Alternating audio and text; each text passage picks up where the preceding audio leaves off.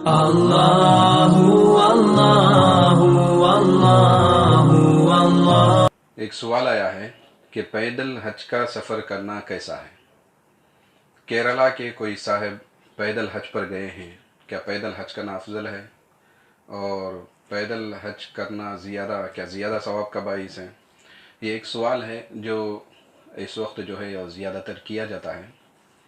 تو سب سے پہلی بات یہ ہے کہ ہم ان کے لیے دعا کرتے ہیں کہ اللہ ان کو صحت و عافیت عطا فرمائے، راستے کی مشکلات کو دور فرمائے، اور جس سفر پہ گئے ہیں سفر حج وہ ان کے لیے آسان فرمائے، اور اسی طرح جو آپ کے جذبات اور محبت اور جس جذبے اور محبت کے ساتھ وہ گئے ہیں اللہ اس کو قبول فرمائے۔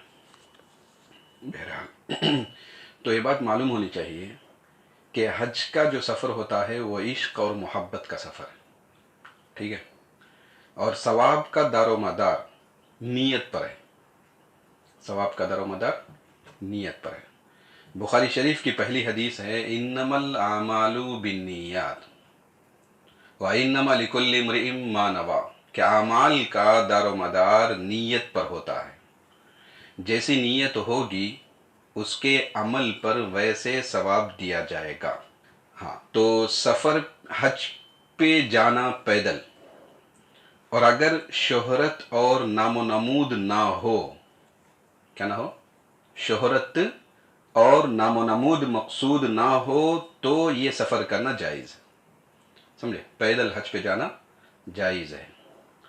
اور جیسے کہ خود قرآن کریم میں ذکر کیا گیا، اللہ فرماتے ہیں وَعَذِّن فِي النَّاسِ بِالْحَجِّ يَأْتُوكَ رِجَالًا وَعَلَى كُلِّ ضَامِرٍ يَأْتِينَ مِنْ كُلِّ فَجٍّ عَمِيقٍ۔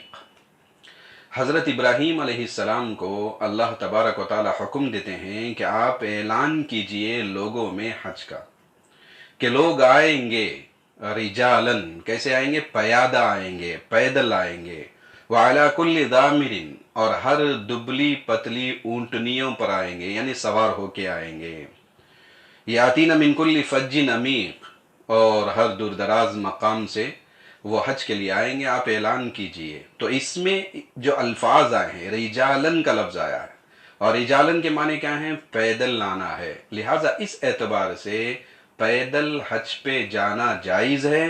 اور اس کے بعد کا لفظ ہے وَعَلَى كُلِّ ضَامِرٍ، جس کا معنی ہے سواری پہ جانا ہے، تو سواری پہ جانا بھی جائز ہے اور پیدل حج پہ جانا بھی جائز ہے، ٹھیک ہے۔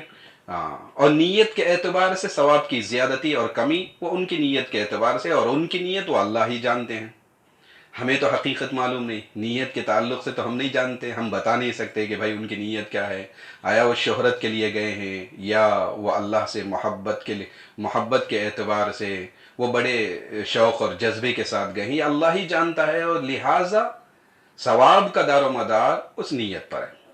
اچھا، افضل کون سی چیز ہے؟ یہ سوال کیا گیا تھا نا، تو افضل جو نبی علیہ السلام سے ثابت ہے اس پر عمل کرنا افضل ہے، ٹھیک ہے۔ نبی علیہ السلام سے کیا چیز ثابت ہے؟ آپ علیہ السلام نے جو حج فرمایا اپنی زندگی میں وہ سواری پہ حج کیا ہے، لہذا سواری پہ حج کرنا یہ افضل ہے، کس کے مقابل؟ پیدل حج پہ جانے کے مقابل۔ اور ایک حدیث بھی ہے، ترمذی کی حدیث، اس میں ایک عورت جو ہے نبی علیہ السلام سے وہ کہا گیا کہ اللہ کے رسول، ایک عورت ہے وہ پیدل حج پر جانے کی اس نے نظر کی ہے، آپ نے فرمایا ان اللہ لغنی عن مشیہا، اللہ تبارک و تعالی اس کے جانے سے، اس کے چلنے، پیدل چل کر حج پہ جانے سے بے نیاز ہے، اس کو حکم دو کہ وہ سواری پہ جائے۔ یہ حدیث ہے، ترمذی کی حدیث ہے۔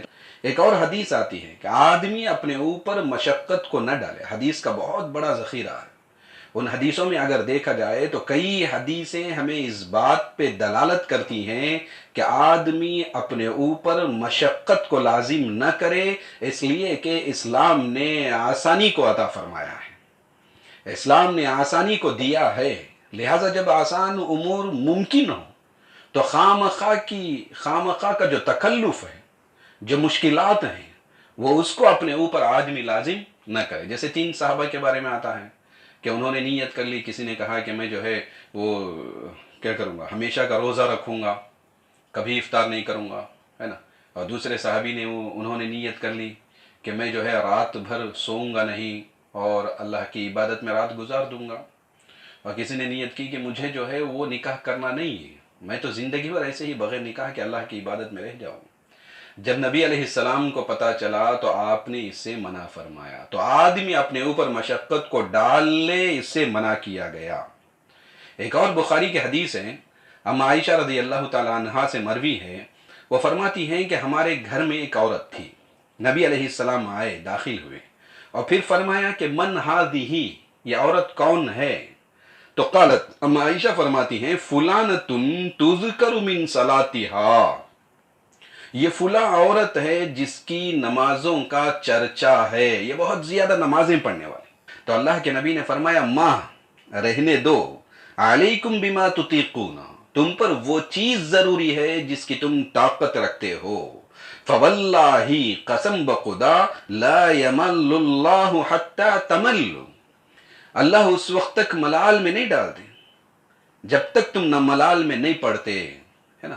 تو اس سے یہی بات معلوم ہوتی ہے کہ آدمی اپنے اوپر سختی کو، خواہ مخواہ کی سختی کو نہ ڈالے.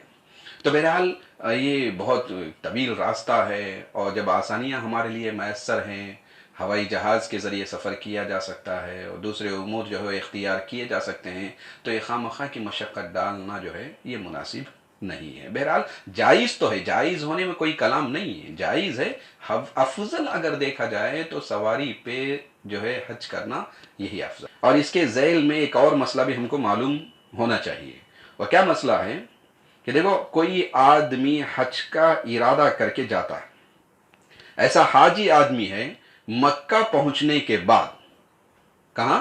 مکہ مکرمہ پہنچنے کے بعد جو وہاں سے مناسک حج جو ادا کریں گے، مثلا مثال کے طور پر مینا ہے، عرفات ہے، مزدلفہ ہے، یہ مناسک حج جو ادا کیے جائیں گے، اگر پیدل سفر کرے گا تو یہ افضل ہے نا. مناسک حج، ارکان حج کو ادا کرتے ہوئے مکہ سے آگے جو سفر ہے، اگر یہ پیدل چلے گا اور پیدل ان مناسک کو ادا کرے گا تو یہ افضل ہے. ٹھیک ہے. اس لیے ایک روایت بھی آتی ہے کہ حضرت عبداللہ بن عباس رضی اللہ تعالیٰ وہ بیمار ہوئے اور اپنی اولاد کو جمع کیے اور فرمانے لگے کہ میں نے نبی علیہ السلام کو فرماتے سنا کہ جو مکہ سے پیدل حج کرے، کہاں سے؟ مکہ سے آگے کی طرف، مکہ سے پیدل حج کرے یہاں تک کہ وہ مکہ واپس لوٹ جائے، تو اللہ تبارک و تعالیٰ اس کے لیے ہر قدم پر 700 نیکیاں عطا فرماتے ہیں، اور ہر نیکی حرم کی نیکی کے برابر ہے. 700 نیکیاں، اور ہر نیکی کس کے برابر ہے؟ حرم کی نیکی کے برابر ہے.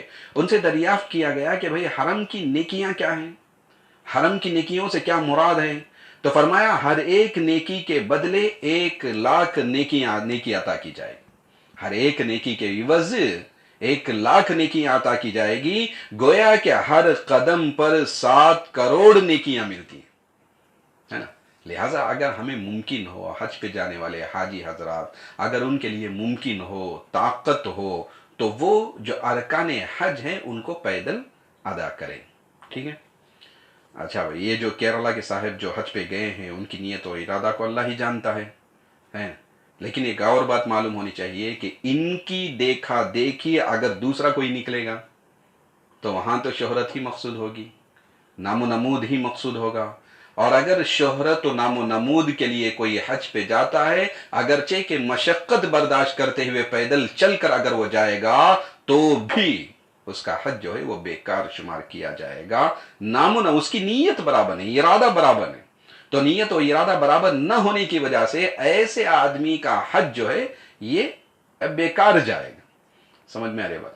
تو لہٰذا جو ہے ہم اللہ تعالیٰ سے دعا کرتے ہیں کہ اللہ تبارک و تعالیٰ ہم سب کو کعبۃ اللہ کی زیارت نصیب فرمائے، اور روضہ اقدس علی صاحبہ الصلاۃ والسلام، اس پر اللہ ہمیں حاضری اور اس کے دیدار کی توفیق اور سعادت نصیب فرمائے. آمین. وآخر دعوانا ان الحمد للہ رب العالمین.